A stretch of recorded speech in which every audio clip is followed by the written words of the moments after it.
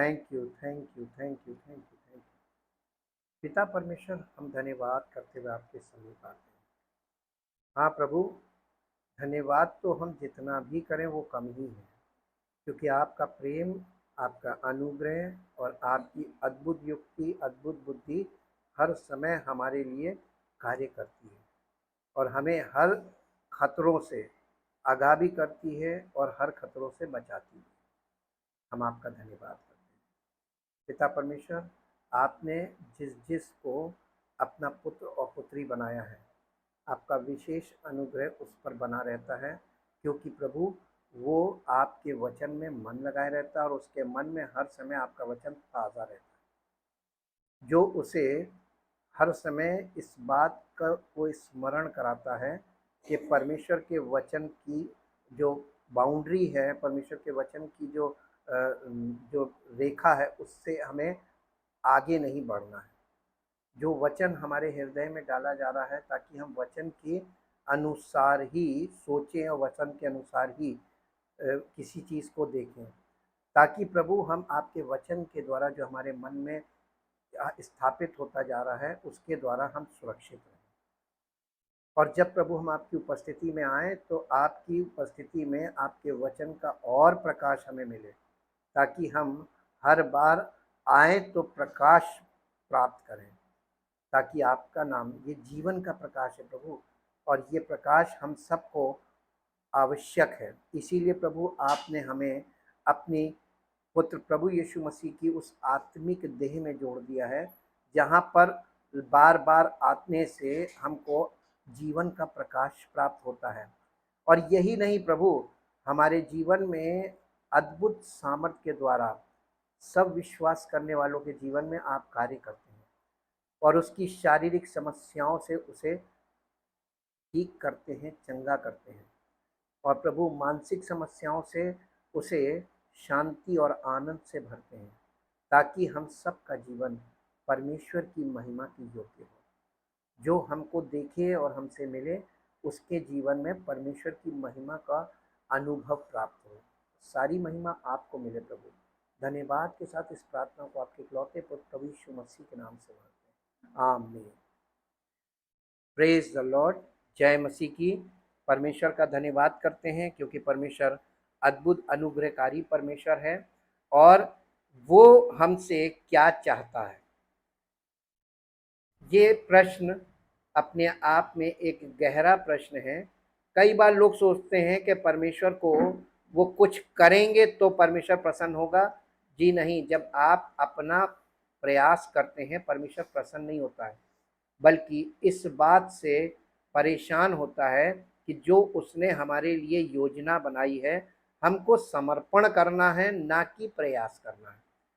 और जब हम प्रयास करने लगते हैं तो परमेश्वर हमको छोड़ देता है, ताकि हम कभी न कभी ठोकर जरूर खाएं। जो लोग प्रयास करते हैं वो ठोकर खाते हैं, और इसीलिए यीशु मसीह ने कहा था ठोकरों का लगना तो अवश्य है, यानी ये आवश्यक है कि ठोकर लगे।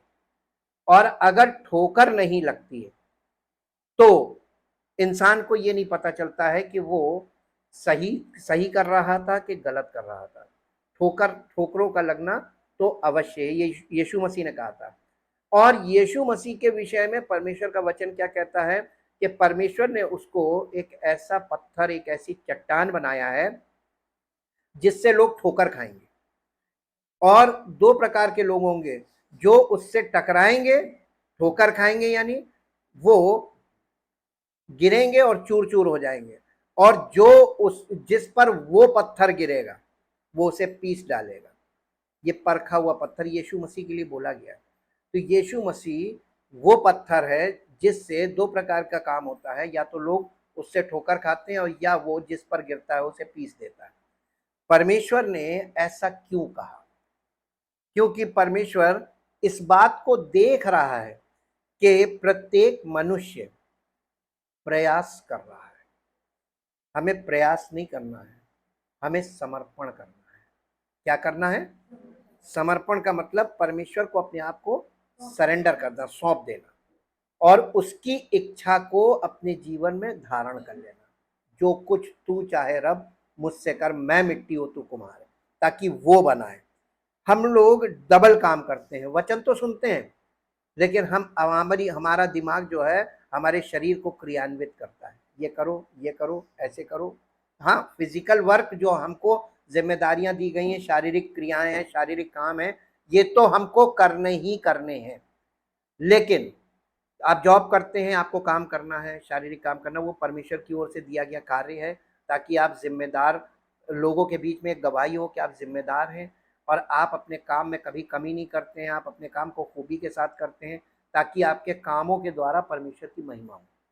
लेकिन स्पिरिचुअली हमको कुछ नहीं करना है। आत्मिक जीवन में हमें कार्य नहीं करना है, आत्मिक बातों के लिए हमें कुछ भी नहीं करना है, आत्मिक बातों के लिए हमें समर्पण करना है। तो दो चीजें हैं, शारीरिक तौर पे हमें बहुत काम करना है, जिम्मेदारियों को पूरा करना है, सब कुछ है, लेकिन आत्मिक तौर पे हमें कुछ नहीं करना। नई वाचा में ये अद्भुत चीज है। जो पुरानी वाचा में लोग स्पिरिचुअली भी बहुत मेहनत करते थे, उनको बलिदान चढ़ाना होता था, उनको बहुत कुछ, उनको यात्रा करनी पड़ती थी लंबी परमेश्वर की उपस्थिति में जाने के लिए। तो परमेश्वर की उपस्थिति में वो जाते थे, क्योंकि वो एक इंटरनेशनल था, यरूशलेम में वो मंदिर था और पूरी दुनिया से लोग वहां पर यात्रा करके, और उस जमाने में यात्रा कितनी कठिन होती थी, लेकिन परमेश्वर की उपस्थिति में जाना अनिवार्य था, इसलिए लोग जाते थे। ये भी एक बहुत बड़ा कार्य था और ये मेहनत से भरा और जोखिम से भरा कार्य था। आज परमेश्वर ने कितना अच्छा कर दिया कि उसने लोकल लेवल पर अपने पुत्र की आत्मिक देह को रखा है, ताकि लोग आसानी से 8वें दिन वहां पर उपस्थित हो समर्पण के साथ, ताकि परमेश्वर की अद्भुत काम हमारे जीवन में हो। आज हम देखेंगे रिलेशनशिप विथ गॉड, हमारा परमेश्वर के साथ संबंध। Our relationship with God is dependent upon our perception and understanding of the word of God. हमारा परमेश्वर के साथ जो संबंध है, रिश्ता, वो इस बात पर निर्भर करता है कि हम परमेश्वर के हम परमेश्वर के साथ, ईश्वर के साथ हमारा संबंध ईश्वर के वचन के बारे में हमारी धारणा और समझ पर निर्भर है। किस बात पे निर्भर है? इस बात पे नहीं कि हम कितनी प्रार्थना करते हैं, हम कितनी बाइबल पढ़ते हैं, इस बात पे निर्भर नहीं है हमारा spiritual relationship with our God. हमारा परमेश्वर के साथ जो रिश्ता है, जो संबंध है, वो इस बात पर निर्भर करता है कि हमारा परमेश्वर के वचन के प्रति धारणा और समझ क्या है। और आज के युग में आप देखिए, लोगों की वचन को लेकर धारणा और समझ विकृत हो चुकी है। विकृत का मतलब ऐसी पॉल्यूटेड है कि वो क्रियाएं बता रहे हैं, सेट पैटर्न, पॉइंट्स बताते हैं, आप ये करो, ये करो, ये करो, हो जाएगा, ये करो, ये करो, ये करो, हो गया। अगर कोई सेट पॉइंट्स थे परमेश्वर के साथ रिश्ता बना के मेंटेन करने के लिए और परमेश्वर के साथ बने रहने के लिए, अगर कुछ ऐसे सेट पॉइंट्स थे, तो परमेश्वर का वचन इस बात को क्यों नहीं हमारे सामने रखता है? वचन तो हमको इतना डिटेल में और इस पार्ट्स में अगर ना किया जाए तो हम उसको कभी भी ना तो समझ सकते हैं, ना उसको किसी के साथ शेयर कर सकते हैं। टुकड़ों में, ये एक खूबी है। पूरा न्यू कॉवेनेंट जो है, new testament is spiritually represents the bread of life, जीवन की रोटी को दिखाता है। अब आप एक बात बताइए, रोटी समूची आप खाते हैं या छोटे छोटे कौर? रोटी को वैसे ही खाया जाता है, उसको चबाया जाता है ना, एक कौर डाला फिर चबाया, और उसके बाद दूसरा कौर डाला फिर चबाया। तो रोटी खाने का भी एक तरीका है।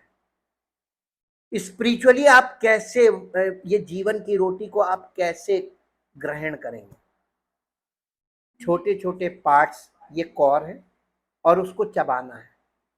ये चबाने का मतलब उस पे मनन करते रहना, माइंड में उस पर मनन चलता रहे।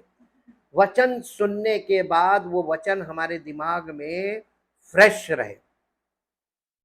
फ्रेश रहेगा तो उसका फायदा आपको मिलेगा। आपको मालूम है सेहत कैसे बनती है? जब आप भोजन करते हैं और चबा के भोजन करते हैं। परमेश्वर के वचन में शुद्ध और अशुद्ध पशुओं के बारे में लिखा हुआ है व्यवस्था में। और अगर आप व्यवस्था में जाके, नीरस चीज है लेकिन इसमें भेद छिपे हुए हैं।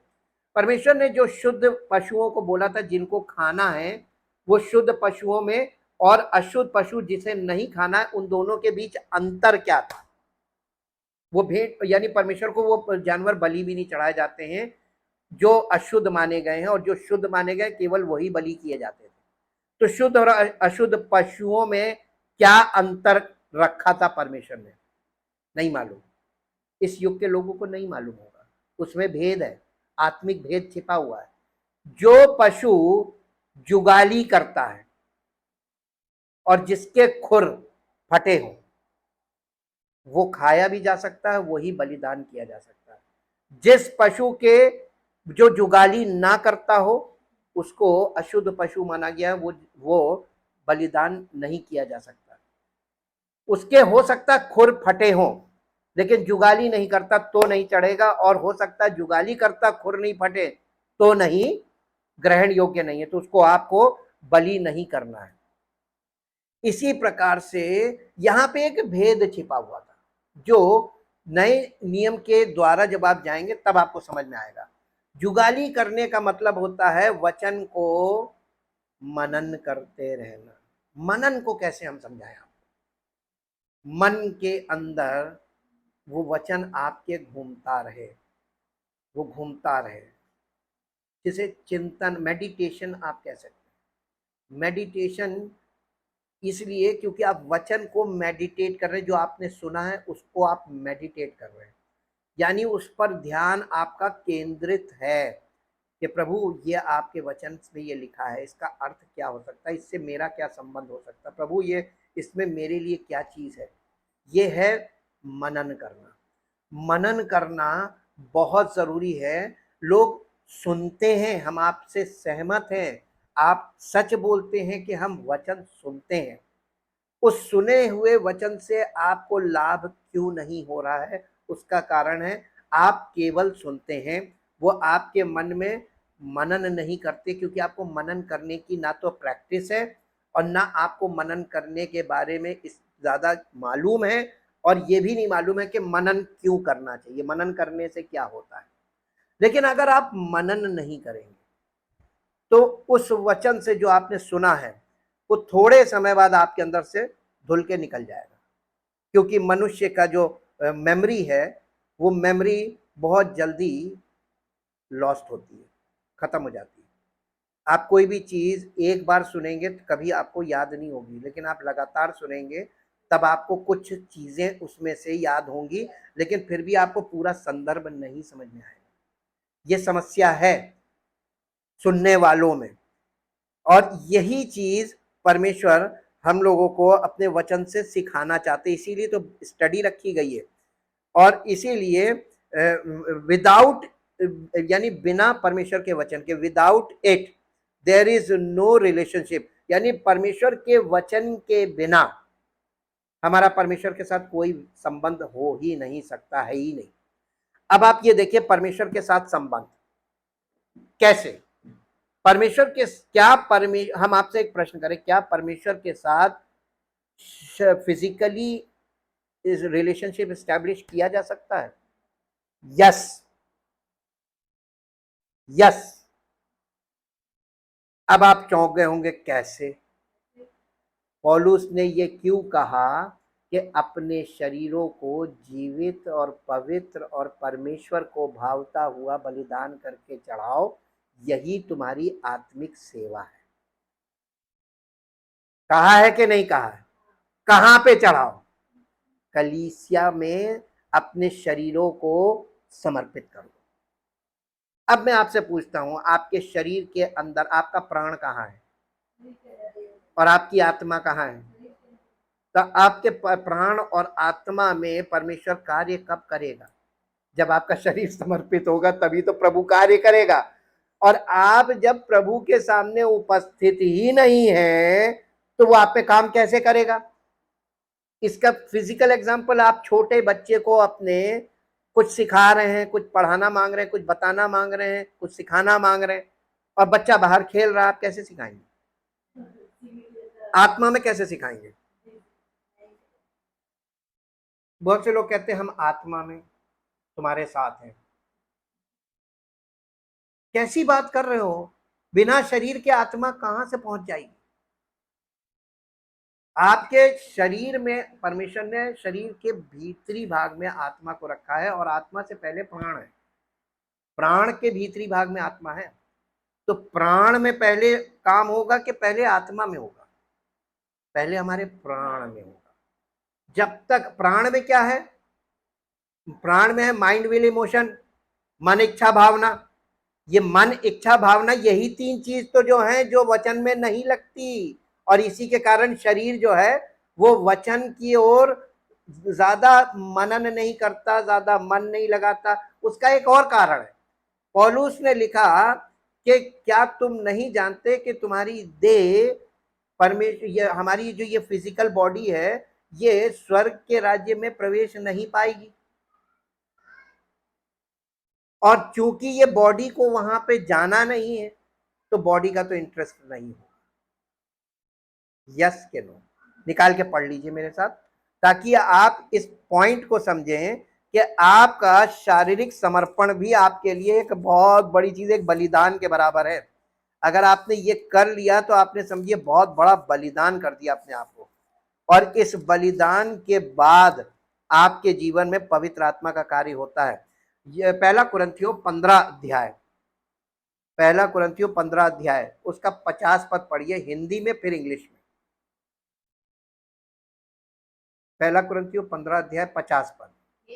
हे भाइयों, मैं ये कहता हूं कि मांस और लहू परमेश्वर के राज्य के अधिकारी नहीं हो सकते, और ना नाशवान अविनाशी का।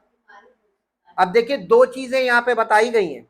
एक तो मांस और लहू यानी हमारा ये शरीर, फिजिकल बॉडी, और दूसरा नाशमान की बात कर रहा है। ये नाशमान क्या है?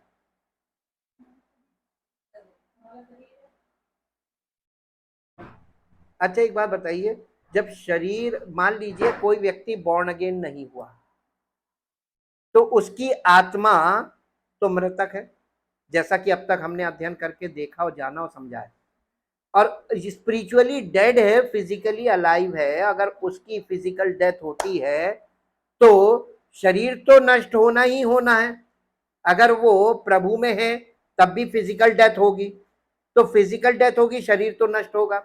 लेकिन अगर वो बॉर्न अगेन नहीं हुआ है और उसकी फिजिकल डेथ हुई तो शरीर के साथ और क्या नष्ट हुआ? हाँ, हुआ कि नहीं हुआ? यहाँ पे जो दूसरी चीज है, नाशवान अविनाश को ना पहन ले, ये हमारे प्राण के लिए लिखा। क्या आपके प्राण ने, जब तक वो आपका रिन्यू नहीं होगा, नया हृदय, नई आत्मा, नया माइंड, ये सब चीजें आपको प्रभु की ओर से ना प्राप्त हो जाए, नाशवान अविनाश को ना पहन ले, तब तक अगर उसके पहले फिजिकल डेथ होती है तो क्या होता है? शरीर के साथ प्राण भी नष्ट हो जाएगा। हुआ कि नहीं हुआ? इसीलिए ये थोड़ा सा दुर्लभ चीज है कि जो पहला स्टेप होता है, जब आप यीशु मसीह पर विश्वास करके कलीसिया में आते हैं, विश्वास करते हैं और विश्वास में चलते रहते हैं, तो आपको पहला पड़ाव क्लियर हो जाता है। और वो पड़ाव है कि आपको पाप का जो दोष है, पेनल्टी ऑफ सिन, उससे आपको मुक्त किया जाता है। We are free from the penalty of sin, दोष मुक्त किए जाते हैं, और हम धर्मी घोषित किए जाते हैं। जस्टिफिकेशन का मतलब परमेश्वर हमें धर्मी घोषित करता है। लेकिन क्या आप वाकई में, जब आप धर्मी घोषित किए गए, तो आप क्या वास्तव में धर्मी हैं? तो आपको धर्मी घोषित क्यों किया, इसके पीछे भी आपको मुद्दा है। इसलिए क्योंकि आप प्रभु यीशु मसीह की आत्मिक देह में हिस्सा बन गए, विश्वास करके उस देह में आए हैं ना। तो प्रभु की देह में वो आपको फिजिकली इंडिविजुअली नहीं काउंट कर रहा है, वो आपको मसीह की देह का हिस्सा समझकर कि आप मसीह की देह में आए, आपने उस पर विश्वास किया, आपको दोष मुक्त करता है और आपको धर्मी घोषित करता है।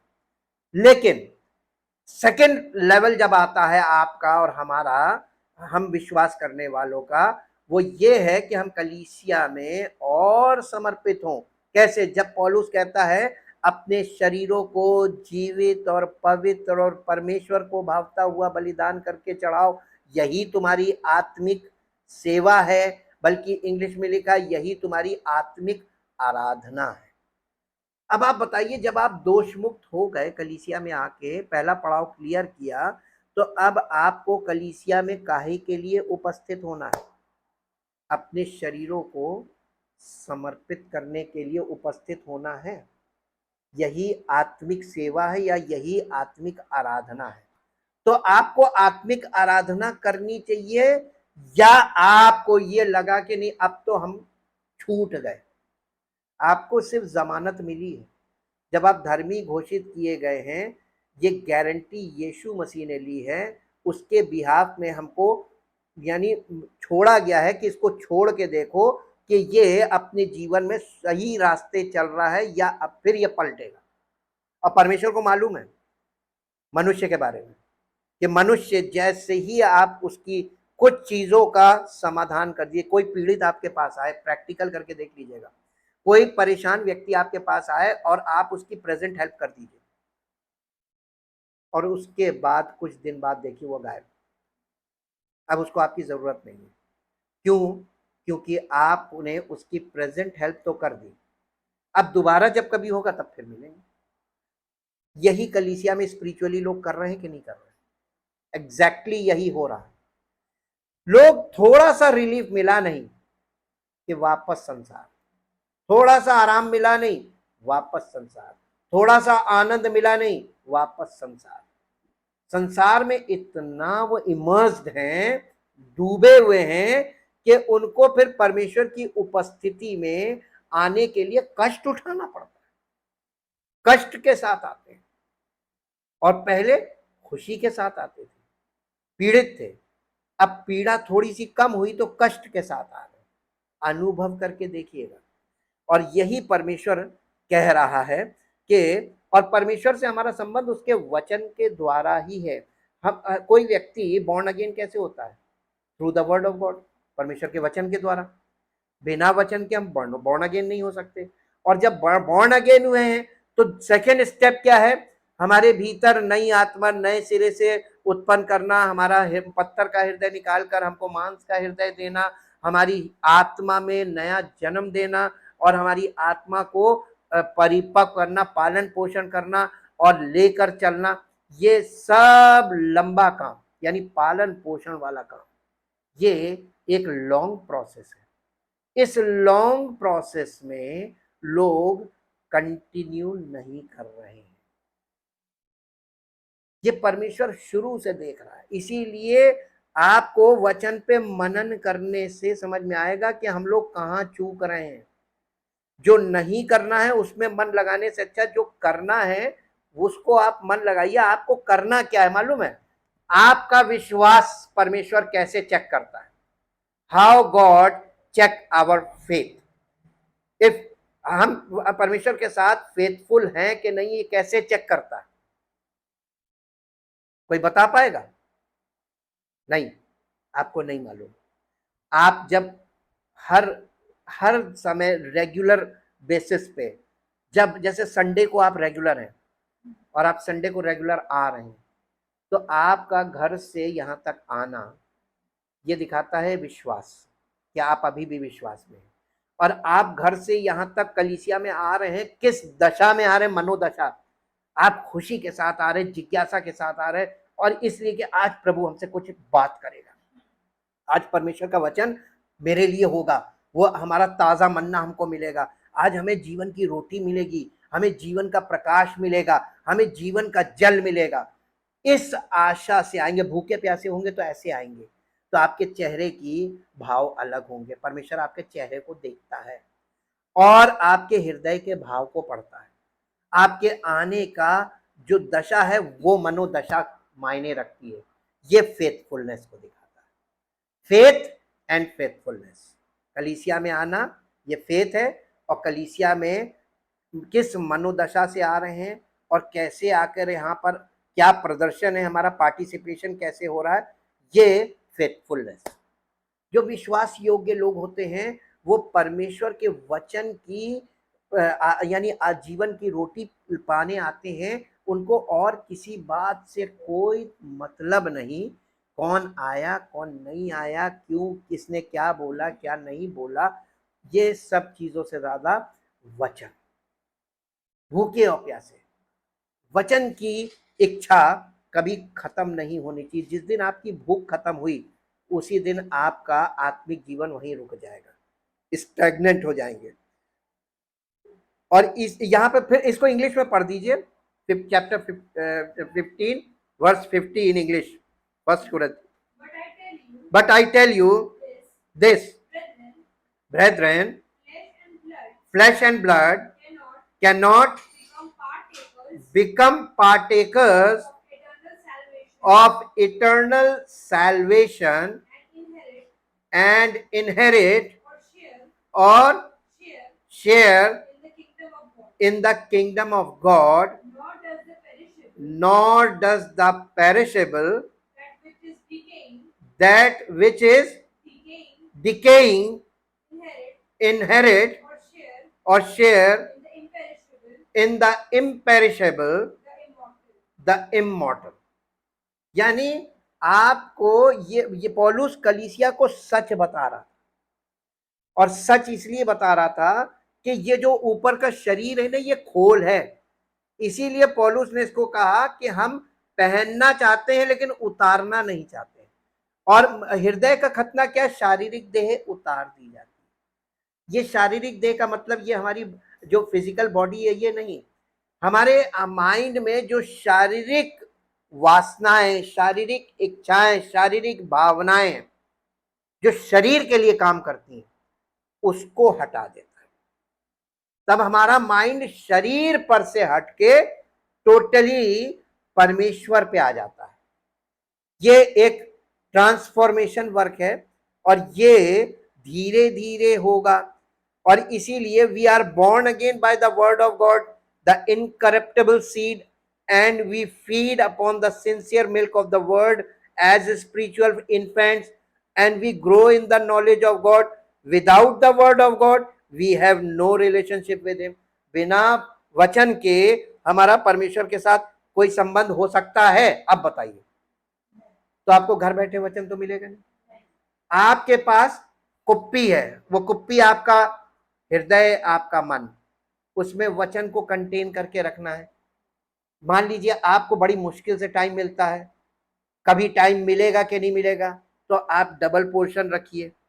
जब आप आइए तो वचन को से ऐसा भरिए और उस पर मनन करते रहिए। जब आप मनन करेंगे ना तो वो वचन आपको फायदा पहुंचाएगा। मनन से फायदा होता है। ईश्वर के साथ हमारा संबंध ईश्वर के वचन के बारे में हमारी धारणा और समझ पर निर्भर है। इसके बिना कोई रिश्ता नहीं होता। हम ईश्वर के वचन अविनाशी बीज द्वारा फिर से पैदा हुए हैं और हम आध्यात्मिक शिशुओं के रूप में शब्द के या वचन के सच्चे दूध पर भोजन करते हैं और हम ईश्वर के ज्ञान में बढ़ते हैं। परमेश्वर के वचन के बिना हमारा उसके साथ कोई संबंध नहीं है। परमेश्वर के साथ हमारा वचन के बिना कोई संबंध नहीं है। तो लोग कैसे कहते हैं कि हमारा परमेश्वर के साथ संबंध है? Without the body of Christ आपको वचन मिलेगा नहीं। आप जो खुद से कर रहे हैं उसको परमेश्वर यहाँ पे नहीं, उसको काउंट नहीं कर रहा है। यीशु मसीह ने क्यों सेवकों को नियुक्त किया है कलीसिया में? उसने कहा I will build my church, मैं अपनी कलीसिया बनाऊंगा। तो कलीसिया का बनाने वाला कौन? जिसने हमारे लिए, हमारे पापों के लिए प्राण दिया है और जो हमें जीवन दे सकता है, उसी ने ये योजना बनाई है, उसी की ओर से ये योजना है। अब बताइए उसकी इस योजना को आप उल्लंघन करके अपनी योजना से उद्धार प्राप्त कर सकते हैं, अनंत जीवन प्राप्त कर सकते हैं? यीशु मसीह ने क्यों कहा था बिना मेरे तुम कुछ नहीं कर सकते। उसने कनेक्शन भी बताया, मैं दाखलता हूं तुम डालियां हो। दाखलता मालूम है यीशु मसीह है, और डालियां का मतलब मालूम है विश्वासी नहीं है, डालियों का मतलब है सेवक, और उस पे जो फल है वो है विश्वासी। अगर सेवक और फल, सेवक के साथ जो लोग जुड़ेंगे वो फलवंत होंगे, उनको फलवंत करेगा, वही फल कहा गया। तो फ्रूट जो है वो बिलीवर्स है in the body of Christ. सेवक क्या है? ब्रांच। और उसका तना कौन है? तो कलीसिया किसकी है? तो यहां पे सेवक कभी नहीं चलेगी। सेवक तने से जुड़ा है तो उसकी मर्जी सेवक के द्वारा विश्वासियों तक पहुंचेगी ताकि वो फलवंत हो। ये प्रकाशन था वो यूहन्ना 15 अध्याय का। There is no wonder that Satan so strongly attacks our understanding of the word of God. शैतान का अटैक हमारे शरीर पर नहीं होता है, हमेशा याद रखिएगा। शैतान का अटैक कहां होता है? आपकी समझ पर, ताकि आप परमेश्वर के वचन को सुनो। शैतान को कोई प्रॉब्लम नहीं, दिन भर सुनो, 24 घंटे सुनो, क्योंकि उसको मालूम है ये सुनेगा लेकिन मनन तो करेगा नहीं, ये इधर से सुनेगा इधर से निकाल देगा, और ये होता है। तो आपके सुनने में शैतान को कोई प्रॉब्लम नहीं, आप वचन सुनो। शैतान को प्रॉब्लम ये है कि आप वचन को समझने की कोशिश मत करो। जैसे ही आप समझने लगोगे वो आपको कंफ्यूज करेगा। जैसे ही आपके पास कोई बंदा आएगा, हो सकता है आपके घर का कोई सदस्य हो, या हो सकता है आपकी कोई फ्रेंडशिप, वहां से एक मैसेज आएगा आपको कंफ्यूज करने के लिए वचन में। अंडरस्टैंडिंग बिगाड़ता है वो। अंडरस्टैंडिंग बिगड़ गई तो आप आउट ऑफ ट्रैक हो गए, आप ट्रैक से ऊपर से नीचे उतरे, आप आशीषों से बाहर हो गए। देखिए यही काम उसने बागे अदन में किया। उसने परमेश्वर के वचन को डिस्टॉर्ट कर दिया। ऐसा ऐसा उसके पास समझ तो थी नहीं, ना उसकी खुद की समझ थी, और वो इस बात को नहीं समझी। There is no wonder that Satan so strongly attacks our understanding of the word of God and attempts to lead us into misunderstanding। Understanding का उल्टा क्या होता है? अंडरस्टैंडिंग का उल्टा जोर से बोलिए, क्या होता है? तो अंडरस्टैंडिंग में एक शब्द आगे जोड़ दीजिए, सफिक्स, प्रीफिक्स। प्रीफिक्स लगा दीजिए मिस। जैसे ही आपकी समझ में एक मात्रा इधर से उधर कर दो, मिस हो गया, त्रुटि कर दो, तो अंडरस्टैंडिंग मिस हो गई। आपकी समझ को घुमा देगा मिसअंडरस्टैंडिंग एंड डिसेप्शन। धोखे से वो ये काम करता है। मिसअंडरस्टैंडिंग काम बहुत धोखे से किया जाता है। We should always be on guard against the enemy's perversions of truth, because when we are deceived we don't know it. सबसे बड़ी धोखे की बात मालूम क्या है? खतरा क्या है? आपको पता कब चलता कि आपके साथ धोखा हुआ? जब कुछ हो नहीं सकता। इस समय साइबर क्राइम खूब चल रहा, लोग धोखा खा रहे हैं। कितनों के कितने कितने रोज आ रहा, पेपर में भी आ रहा, न्यूज में भी आ रहा, भयानक, और इतनी अवेयरनेस की जा रही, उसके बाद ये हालत है। तो ये धोखा खाते कौन लोग हैं? जो लालच में फंस जाते हैं। शैतान करता कि आपके सामने डील रखता है, आपके मन के मुताबिक एक योजना रखता है, और वो आपको चॉइस देता है। पहले से आप परमेश्वर के साथ जुड़े हुए हैं, लेकिन आपके पास एक चॉइस आती है, एक डील आती है, और आपको लगता है कि यार परमेश्वर में है, इधर भी परमेश्वर इधर भी परमेश्वर, चलो इधर का शॉर्टकट हो जाएगा, डील हो गई। और इसी में क्या हुआ? घुमा दिया उसने, अंडरस्टैंडिंग से आपको नीचे उतार दिया। और यही वो करता है, धोखा। और धोखा खाने के बहुत समय बाद आपको जब पता चलता है कि ये तो बहुत गलत हो गया, अब इसके बाद बताइए रिवर्स क्या है? नहीं है, नई वाचा के अंतर्गत है। और मालूम क्या है? परमेश्वर के वचन में लिखा है, इसीलिए विश्वासियों से बोला जा रहा है, कलीसिया के लोगों से लगातार पौलुस कह रहा है कि आपको मन फिराना है और क्षमा मांगनी है। किससे? परमेश्वर से। और अंगीकार करना है कि मैंने ये गलती की, प्रभु क्षमा कीजिए। आपने पढ़ा याकूब में क्या लिखा है, कलीसिया को चिट्ठी लिखी, उसने कहा तुम सब आपस में एक दूसरे के सामने अपने अपने पापों का अंगीकार करो, तो प्रभु तुम्हें क्षमा भी करेगा और चंगा भी करेगा। विश्वासियों से बोला गया, कलीसिया में बोला गया, ये बाहरी लोग नहीं है। और इसीलिए क्योंकि एक सेवक ने कहा कि it's so darn deceptive, but the Bible says that we are not ignorant of the devil's devices. यानी धोखा इतनी जबरदस्त तरीके से देता है कि आपको बिल्कुल पता नहीं चलेगा कि आपके साथ कुछ गलत हो रहा है, और जब आपके साथ पूरा सब कुछ यानी आप ट्रैक से बाहर हो जाएंगे तब आपको पता चलेगा कि ये क्या हुआ। आदम और हवा के साथ यही तो हुआ था कि उन्होंने धोखा खाया क्योंकि वो ऐसी दशा में थे, इनोसेंस में थे, एज ऑफ इनोसेंस, वो इतने मासूमियत के हालात में थे, तो उनको तो बिल्कुल पता नहीं चला, और उनके साथ जो हुआ, आज पूरी दुनिया में समस्त मानव जाति उसी कारण से पीड़ित है कि नहीं। और आज की दशा में अब आप परमेश्वर आज इतने युगों बाद अगर परमेश्वर कह रहा है कि आज भी लोग धोखा खा रहे हैं, तो ये बड़े आश्चर्य की बात है कि आज के लोग धोखा क्यों खा रहे हैं। परमेश्वर का वचन है, कलीसिया है, सब कुछ है, सारी चीजें हैं, आपको सही मालूम गलत मालूम है, कौन सही बोल रहा कौन गलत बोल रहा, सब चीजें आपकी अंडरस्टैंडिंग से गुजर रही हैं, फिर भी आप धोखा खा रहे हैं। तो ये लालच या आपका खुद का कोई मोटिव ही है जिसके कारण आप धोखा खा रहे हैं, इंटेंशन सही नहीं है इसलिए धोखा खा रहे हैं। अब हम आपको, इसमें कोई आश्चर्य नहीं है कि शैतान परमेश्वर के वचनों के बारे में हमारी समझ पर इतनी दृढ़ता से हमला करता है और हमें गलत फहमी और धोखे में ले जाने का प्रयास करता है। हमें सदैव शत्रु द्वारा सत्य को विकृत करने से सावधान रहना चाहिए, क्योंकि जब हम धोखा खा जाते हैं तो हमें इसका पता नहीं चलता।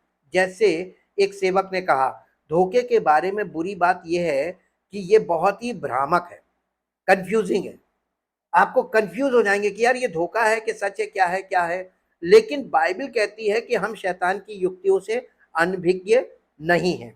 शैतान कैसे धोखा देता है, कैसे देता है, आपको मालूम कैसे देता है? उसने हवा को धोखा कैसे दिया था, मेरे साथ पढ़ निकालिए उत्पत्ति की पुस्तक 3 अध्याय उसका 2 पद। उत्पत्ति की पुस्तक उसका 3 अध्याय उसका 2 पद, पहला दूसरा दोनों पद पढ़ दीजिए। यहोवा परमेश्वर ने जितने बनेले पशु बनाए थे उन सब में सर्प धूर्त था। उसने स्त्री से कहा, क्या सच है कि परमेश्वर ने कहा तुम इस वाटिका के किसी वृक्ष का फल ना खाना। स्त्री ने सर्प से कहा,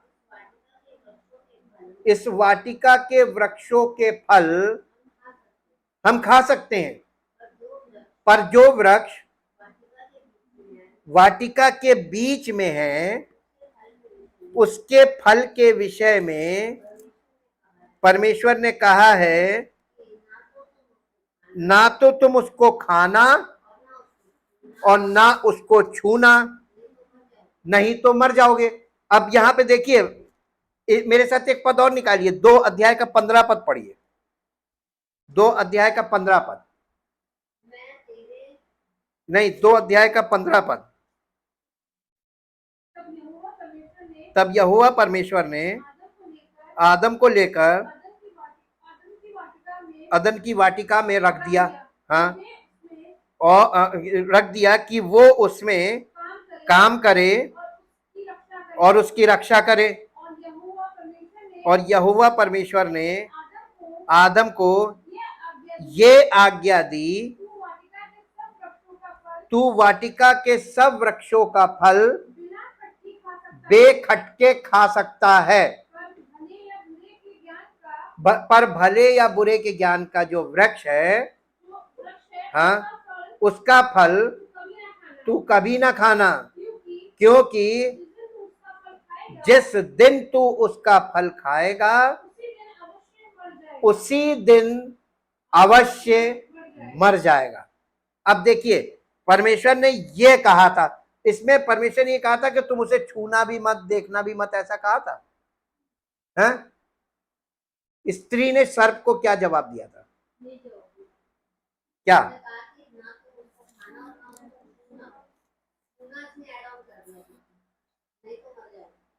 अब देखिए, ये आपने चीज देखी, एड ऑन। परमेश्वर के वचन में बार बार मैंने आप लोगों को वर्ड लेवल पे ये बात बताई थी, ना कुछ जोड़ना ना घटाना। इसमें ना हम कुछ प्लस कर सकते हैं, ना इसमें से कुछ माइनस कर सकते हैं। आज लोग कर क्या रहे हैं? सब प्लस माइनस करके हम विश्वास करते हैं, लेकिन हम ऐसे विश्वास करते हैं। ये कौन सा विश्वास है? परमेश्वर क्या इस प्रकार के विश्वास करने वालों को ग्रहण करता है? ना। एग्जैक्टली वचन को ही हमको एकदम लिटरल मानना है, लिटरल। और चूंकि लिटरल अंडरस्टैंड नहीं करते, इसीलिए परमेश्वर ने कलीसिया की स्थापना की। ये ऐसी टिपिकल चीज है, ये आपके जीवन में परमेश्वर के द्वारा किया जाने वाला कार्य है। आपके स्वयं के द्वारा किया जाने वाला कार्य उद्धार नहीं है, वो धोखा है। मिसअंडरस्टैंडिंग हो रही है लोगों को, और आप भी उसी का शिकार हो जाएंगे।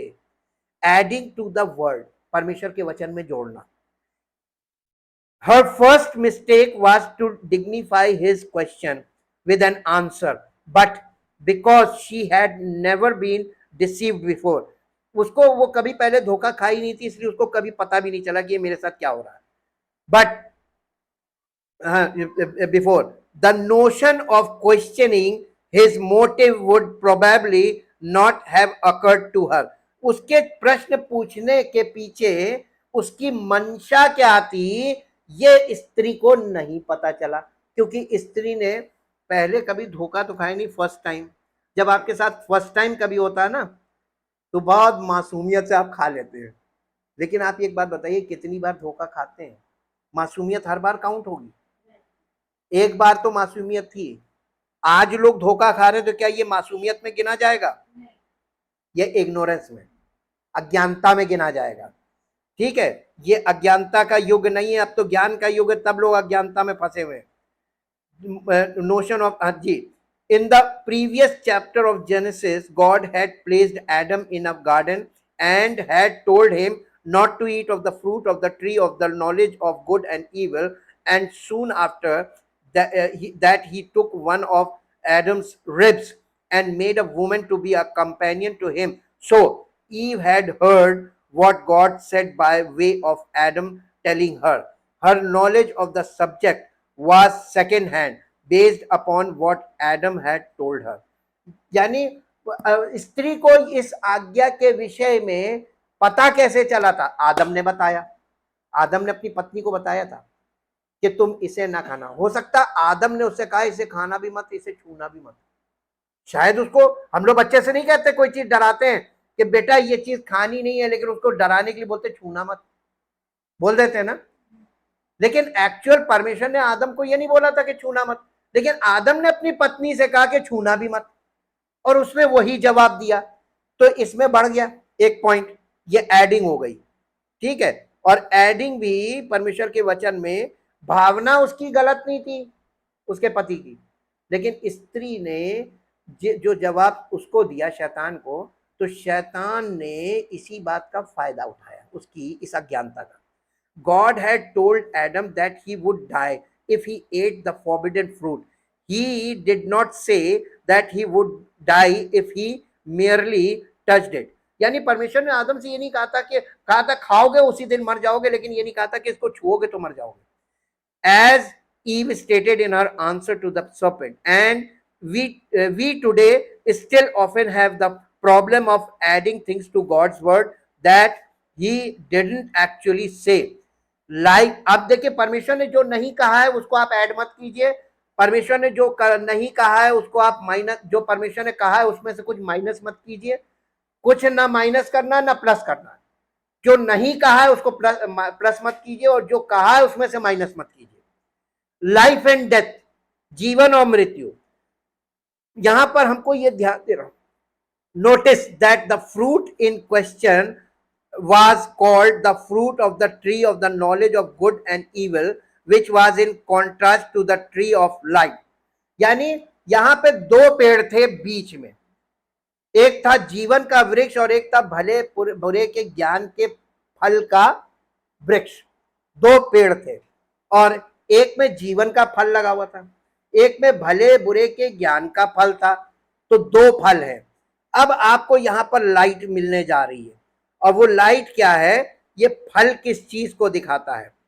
Probably called this tree the knowledge of good and evil the tree of death. देखिए, हम we would probably be acceptable to call this tree of the knowledge of good and evil the tree of death. आप इसे मृत्यु का पेड़ कह सकते हैं। भले बुरे के ज्ञान का जो वृक्ष है, आप इसको मृत्यु का वृक्ष कह सकते हैं, क्योंकि जीवन का वृक्ष इसके बगल में। तो जीवन का वृक्ष और मृत्यु का वृक्ष, ये परमेश्वर ने खुल के, मृत्यु वो लोग जानते नहीं थे, इसलिए मृत्यु उसको नहीं बताया, उनको बताया भले बुरे के ज्ञान का। It certainly brought forth death in mankind when Adam ate of it. और यही वो पेड़ है जिसको खाने के बाद पूरी मानवता मृत्यु में चली गई। But what are these two trees? लेकिन ये दो वृक्ष हैं क्या? What do they represent? ये किस चीज को प्रकट करते हैं? It is not difficult to draw a connection between the tree of life and the tree of life and the word of God. यानी जो जीवन का वृक्ष है उसको आप कह लीजिए परमेश्वर का वचन का वृक्ष, ये वचन को दिखाता है। और दूसरा क्या है, tree of connection between the tree of life and the word of God.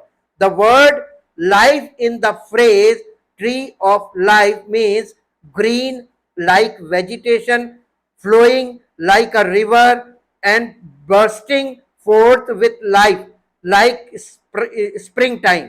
It is similar to the New Testament word life, used in such phrases as eternal life, everlasting life, and newness of life, which means possessed of vitality and fullness of life. यीशु मसीह ने क्या कहा था, मैं जीवन देने आया हूं और बहुतायत का जीवन। ध्यान दे कि विचाराधीन फल को अच्छे और बुरे के ज्ञान के वृक्ष का फल कहा जाता था, जो जीवन के वृक्ष के विपरीत था। अच्छे और बुरे के ज्ञान के इस वृक्ष को मृत्यु का वृक्ष कहना संभवतः स्वीकार्य होगा। जब आदम ने उसे खाया तो वो निश्चित रूप से मानव जाति में मृत्यु को उसने जन्म दे दिया। लेकिन ये दोनों पेड़ कौन से हैं, वे क्या दर्शाते हैं? जीवन के वृक्ष और परमेश्वर के वचन के बीच संबंध बनाना कठिन नहीं है। जीवन का वृक्ष वाक्यांश में जीवन शब्द का अर्थ है हरा, वनस्पति की तरह, बहती हुई नदी की तरह और वसंत ऋतु की तरह जीवन के साथ फूटना। ये नए नियम के शब्द जीवन के समान है, जिसका उपयोग अनंत जीवन और अनंत जीवन की नवीनता जैसे वाक्यांशों में किया जाता है, जिसका अर्थ है जीवन शक्ति और जीवन की पूर्णता से युक्त, जीवन शक्ति से और परिपूर्णता से भरा जीवन, भरपूरी का जीवन जिसे बोलते हैं। परमेश्वर का वचन बाइबल के पन्नों पर स्याही नहीं है। परमेश्वर का वचन जीवित शब्द है जो बाइबल के लिखित शब्दों में समाहित है। बाइबल हमें बताती है कि ये अपने आप में एक जीवित चीज है, तेज, जीवंत और शक्तिशाली। ये वो शब्द है जो तब से अस्तित्व में है जब से ईश्वर ने सृष्टि की है, और जब तक ईश्वर है ये रहेगा, क्योंकि बाइबल के अनुसार ये स्वयं ईश्वर है। वचन क्या है? ये वचन ही ईश्वर है। इसलिए एक पद पढ़ दीजिए इसके लिए, यूहन्ना रचित सुसमाचार उसका पहला अध्याय पहला पद। यूहन्ना रचित सुसमाचार पहला अध्याय पहला पद। आदि में वचन था और वचन परमेश्वर के साथ था और वचन परमेश्वर था। दूसरा पद, यही आदि में परमेश्वर के साथ था। तीसरा पद, सब कुछ उसी के द्वारा उत्पन्न हुआ। किसके द्वारा? वचन के द्वारा। और जो कुछ उत्पन्न हुआ उसमें से कोई भी वस्तु उसके बिना नहीं उत्पन्न हुई। उसमें जीवन था और वो जीवन मनुष्यों की ज्योति था। वो जीवन मनुष्यों की ज्योति था। और अब देखिए वचन देहधारी हुआ। उसका क्या नाम है? प्रभु यीशु मसीह। ये जीवित वचन आ गया और उसने समस्त मानव जाति के पापों का प्रायश्चित किया। ये तो बहुत बड़ी बात हो गई। वचन ने देहधारी होकर प्रायश्चित भी कर लिया। हम उसी प्रभु पर विश्वास करते हैं जिसने हमारे पापों के लिए प्रायश्चित किया। प्रायश्चित आसान नहीं था। अपने आप को बलि कर दिया, अपना लहू भी बहा दिया और इसके बाद स्वर्गारोहण के बाद वो उसका आत्मा उसके चेलों पर, जिन्होंने आज्ञा मानी और ठहरे रहे, उन पर उतरा। वहां से कलीसिया की शुरुआत की। तो कलीसिया किसने शुरू की?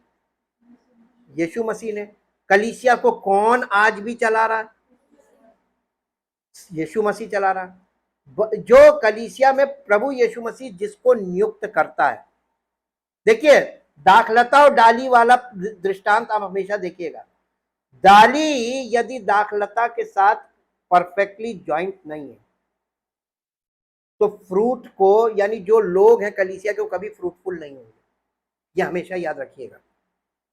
ये शब्द आरंभ में नहीं बनाया गया था। शब्द तब तक अस्तित्व में है जब तक ईश्वर अस्तित्व में है, जो कि धर्म ग्रंथों के अनुसार अनादि से अनादि, अनादि से अनादि है। ये कहता है कि शब्द ईश्वर था और शब्द ने सभी चीजें बनाई जो बनाई गई हैं। और ये कहा जाता है कि उसमें यानी शब्द में जीवन था और वो जीवन प्रकाश था जो मनुष्यों का प्रकाश था। या कहने का तात्पर्य ये है कि वो प्रकाश जो मनुष्यों के दिलों को प्रकाशित करता है, वो वचन में प्रकाश है। और इसीलिए परमेश्वर का वचन वो भोजन है जिसे हम अनंत जीवन पाने के लिए खाते हैं। जब शब्द हमें प्रकाश देता है और वो प्रकाश जीवन से भरपूर है। शब्द वो फल है जिसे हम खाते हैं जो हमें जीवन देता है, स्वयं ईश्वर का जीवन। ये जीवन का वृक्ष है। अच्छे और बुरे के ज्ञान के वृक्ष का फल भी एक प्रकार का प्रकाश है। यह एक प्रकार का ज्ञान है, लेकिन ये एक ऐसी रोशनी है जो अंधकार से भरी है।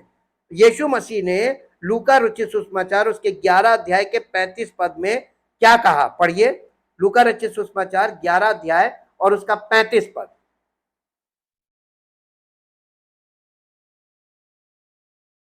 यहां पे उसने क्या कहा? इसलिए चौकस रहना कि जो उजियाला तुझमें है वो अंधेरा ना हो जाए। दीपक बुझने में टाइम नहीं लगेगा। इसलिए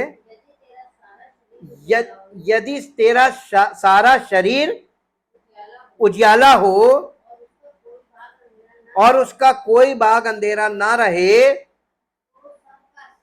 तो सबका सब ऐसा उजियाला होगा जैसा उस समय होता है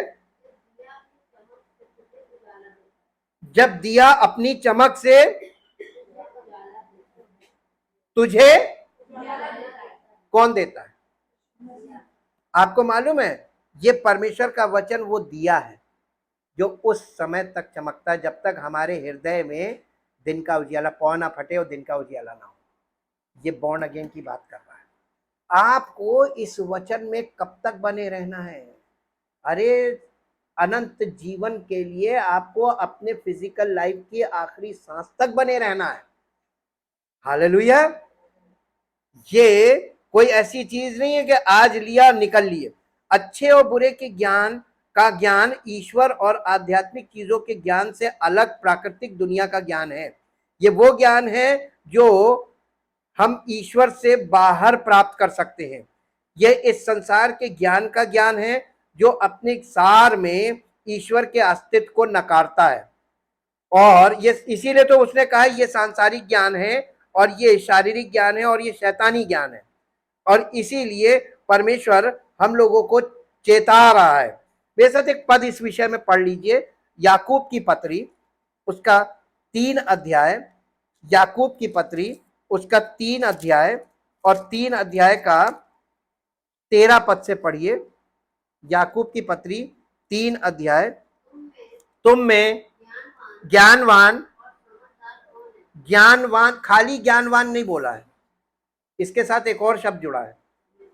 हो सकता है बहुत लोग आपको ज्ञानवान मिल जाए, लेकिन समझदार की बात बहुत बहुत अलग है। आपकी समझ कम है तो आपके सामने जो ज्ञानवान है उसको आप ज्यादा समझदार समझेंगे। तुम में ज्ञानवान और समझदार कौन है? जो ऐसा हो वो अपने कामों को अच्छे चाल चलन से उस नम्रता सहित प्रकट करे जो ज्ञान से उत्पन्न होती है। पर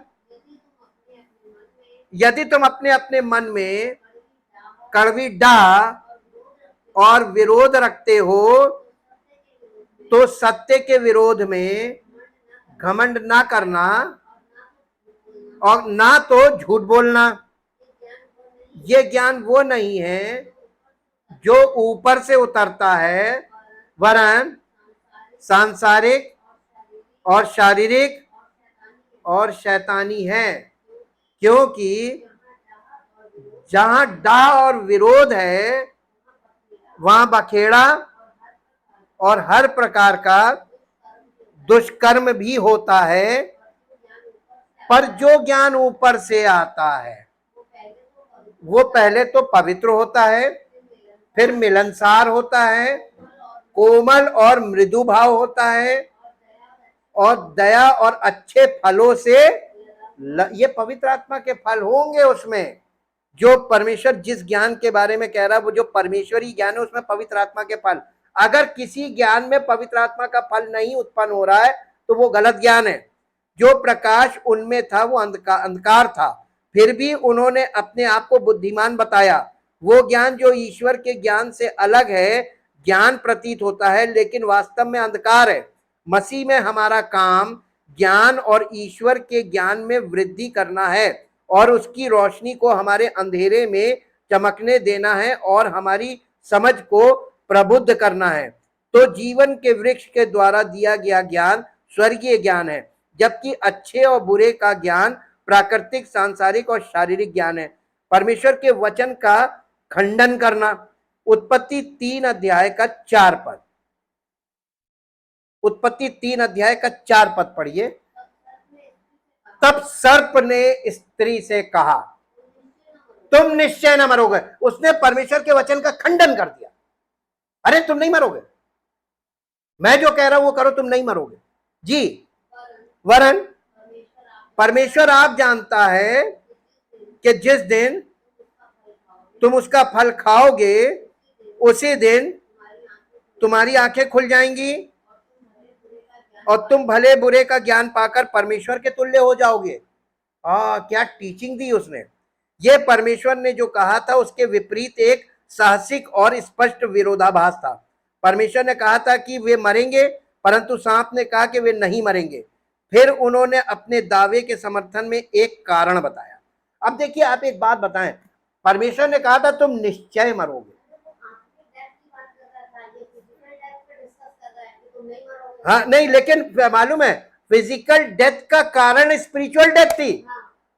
स्पिरिचुअल डेथ ना होती तो फिजिकल डेथ नहीं आती। हाँ, तो उसने घुमा दिया।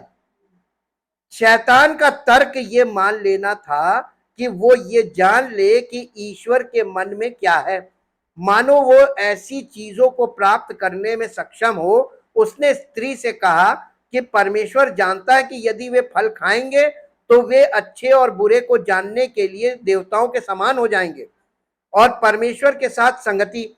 लेकिन सच्चाई ये थी कि वे पहले से ही देवताओं की तरह थे। वो स्वर्गदूतों के समान थे, परमेश्वर की उपस्थिति में थे। उनका सारी पृथ्वी और उसमें जो कुछ था उस पर प्रभुता और अधिकार था और वे स्वर्गदूतों के समान होने के उतने करीब थे जितनी वे कभी होने की आशा कर सकते थे। लेकिन सर्प के अनुसार यदि पुरुष और महिला सिर्फ परमेश्वर की अवज्ञा करेंगे और निषिद्ध फल खाएंगे तो उन्हें वो ज्ञान प्राप्त होगा जो केवल देवता ही प्राप्त कर सकते हैं। फिर भी उनके पास पहले से ही परमेश्वर का ज्ञान था, क्योंकि वे पहले से ही उसके साथ संगति में थे, उसके स्तर पर उसके साथ बातचीत कर रहे थे। उनके लिए आकांक्षा करने के लिए कोई बड़ा ज्ञान नहीं था, केवल एक छोटा ज्ञान, ईश्वर के ज्ञान से रहित ज्ञान। उन्होंने स्वयं ईश्वर के साथ संगति की और वे स्वर्ग यानी अदन की एडन गार्डन या अदन की वाटिका, जिसका अर्थ है खुशी का बगीचा, इसमें रहते थे। लेकिन शैतान ने उन्हें आश्वस्त किया कि कुछ बेहतर है उनके लिए। शैतान के झूठ में वो फंस गए। ठीक है। अचानक महिला के दिमाग में पेड़ के फल के लिए, उसके खाने के लिए एक आइडिया आया। ये अच्छा लग रहा था। वो पेड़ उसको, जब उसने उस शैतान से बात करने के बाद जब फल को देखा, उसको वो बड़ा मनभाऊ लगा, खाने के लिए अच्छा, बुद्धि देने के लिए चाहने योग्य, ऐसा उसने उसके मन में विचार आया।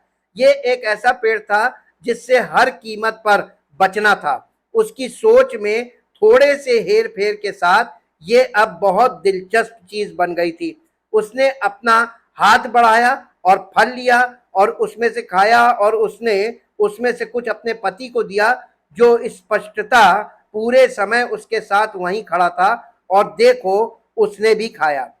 बाइबल सिखाती है कि स्त्री को धोखा दिया गया था, पुरुष को नहीं, फिर भी उसने उसे खा लिया। उसने इसे जानबूझकर खाया, इस पूरी समझ के साथ कि वो जो कर रहा था वो गलत था। और इसलिए प्रभु यीशु मसीह ने अपनी पूरी समझ के बावजूद के मानव जाति पाप से भर गई है और ये पाप है, उसने हमारे पापों को अपने ऊपर लिया। बिल्कुल वो उसी आदम की तरह उसने किया कि नहीं किया। परमेश्वर जो अंत में होने वाली चीजों को शुरू में ही दिखा रहा है। हम परमेश्वर के वचनों के लिए धन्यवाद करें। पहली बात, परमेश्वर के वचनों का आदर करें, उन्हें ग्रहण करके उस पे मनन करते रहें और अपने मन में हमेशा उसको ताजा बनाए रखें। रिपीटेडली सुनना बुरी बात नहीं है। परमेश्वर के वचन को आप लगातार सुनते रहिए, लगातार सुनते रहिए। जितना ज्यादा सुनेंगे आपका मन वचन से भरता जाएगा, और जितना ज्यादा मन में वचन भरेगा उतना ही प्रभु का अनुग्रह, उसकी सामर्थ, उसका प्रेम आप समझ पाएंगे। आपकी समझ उतनी बढ़ेगी स्पिरिचुअली, और आप उतना ही स्पिरिचुअली स्ट्रांग होंगे। Thank you, thank you, thank you Lord. परम पिता परमेश्वर, हृदय से आपका धन्यवाद करते हैं और चाहते पिता परमेश्वर, आपके वचन के द्वारा हमें जन्म, आत्मिक जन्म प्राप्त होता है। आपके वचन के द्वारा हमारा आत्मिक पालन पोषण होता है। आपके वचन के द्वारा हमें जीवन की रोटी मिलती है। आपके वचन के द्वारा हमें जीवन का जल प्राप्त होता है। आपके वचन के द्वारा हमें जीवन की ज्योति प्राप्त होती है, और आपके वचन के द्वारा हमें आत्मिक जीवन में समझ प्राप्त होती है। आपके वचन के द्वारा हमें आत्मिक बुद्धि प्राप्त होती है। आपके वचन के द्वारा हमें सब कुछ जो आत्मिक जीवन में है सब कुछ मिलता है। और प्रभु आपका धन्यवाद करते हैं कलीसिया के लिए, क्योंकि कलीसिया में हमें पिता पुत्र पवित्र आत्मा के द्वारा स्पर्श मिलता है, ताकि आपके स्पर्श के द्वारा हमें चंगाइयाँ मिलती हैं। आपकी उपस्थिति में, आपके संपर्क में आने से हमारे चेहरों में चमक आती है। और प्रभु आपके सामने उपस्थित होने से हमारे अंदर हियाव बढ़ता है, और हमारा कॉन्फिडेंस, हमारा विश्वास में कॉन्फिडेंस आता है। हम प्रभु कलीसिया के लिए भी आपका धन्यवाद करते हैं और चाहते प्रभु आपकी बड़ी महिमा हर विश्वास करने वाले के द्वारा प्रकट हो, और सारी महिमा आपको मिले। इस प्रार्थना को आपके इकलौते पुत्र प्रभु यीशु मसीह के नाम से मांगते हैं, आमीन। Praise the Lord. परमेश्वर आपको आशीष